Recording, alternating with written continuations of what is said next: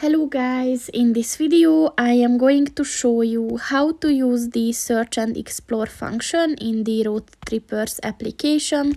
But first I just want to mention, don't forget to subscribe to my channel, because at 10,000 subscribers I am going to show you my whole YouTube revenue statistics and growth strategy, as well as how to make money online.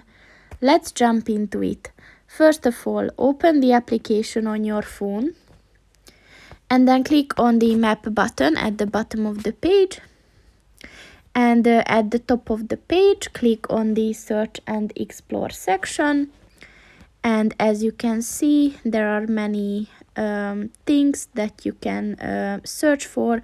For example, hotels and unique stays, places to camp, activities and experiences. So just click on the one that you're interested in.